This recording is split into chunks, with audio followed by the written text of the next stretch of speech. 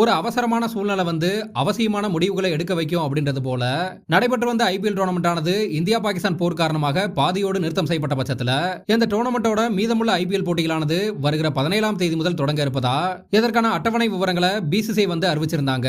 ஆனா தற்போது இருக்கக்கூடிய ஒரு மிகப்பெரிய கேள்வி என்ன அப்படின்னு பார்த்தோம்னா, வெளிநாட்டு பிளேயர்கள் எல்லோருமே இந்த மீதமுள்ள போட்டியில வந்து விளையாடுவாங்களா அப்படின்றது தான். இதன்படி இது குறித்து சொல்லப்படுவது என்னன்னா, நிறைய வெளிநாட்டு பிளேயர்கள் இந்த மீதமுள்ள போட்டியில வந்து விளையாட இருப்பதா சொல்லப்படுது.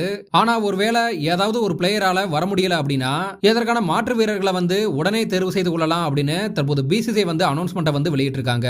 ஆனா இந்த அனௌன்ஸ்மெண்ட்ல ஒரு ட்விஸ்டும் வச்சிருக்காங்க. அதாவது என்ன சொல்லியிருக்காங்கன்னா, இந்த மீதமுள்ள ஐபிஎல் போட்டிகள்ல வெளிநாட்டு பிளேயர்களால வர முடியல அப்படின்ற பட்சத்துல அவர்களுக்காக தேர்வு செய்யப்படக்கூடிய பிளேயர்களை வந்து அடுத்த வருஷம் டீம்ல தக்க வச்சுக்க முடியாது அப்படின்னு சொல்லியிருக்காங்க. அதாவது ஐபிஎல் தொடரானது பாதியோடு நிறுத்தம் செய்யப்பட்டதுல இருந்து இந்த மீதமுள்ள போட்டிகளுக்காக ரீப்ளேஸ்மெண்டா வரக்கூடிய பிளேயர்களை மட்டும்தான் அடுத்த வருஷம் தக்க வச்சுக்க முடியாது அப்படின்னு சொல்லியிருக்காங்க.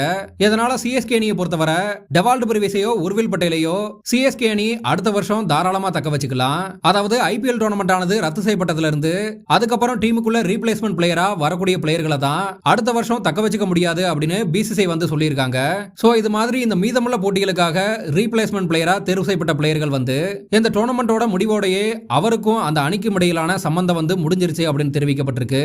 சோ இப்படி ரீப்ளேஸ்மெண்ட் பிளேயரா வந்து அடுத்த வருஷம் தக்க வச்சுக்க முடியாது அப்படின்னு சொல்லக்கூடிய பிளேயர்கள் வந்து அடுத்த ஆண்டு ஐபிஎலுக்கான ஏலத்துல வந்து தங்களோட பெயரை வந்து பதிவு செஞ்சுக்கணும் அப்படின்னு தெரிவிக்கப்பட்டிருக்கு. குறிப்பா ஒரு உதாரணமா சொல்லணும்னா, ஜேக் ஃப்ரேசர் மக்கக் வந்து இந்த மீதமுள்ள போட்டிகள்ல விளையாட வரல அப்படின்னு சொல்லிட்டாரு. இதனால அவருக்காக முஷ்டபிசுர் ரஹ்மான் வந்து தேர்வு செய்யப்பட்டிருக்காரு.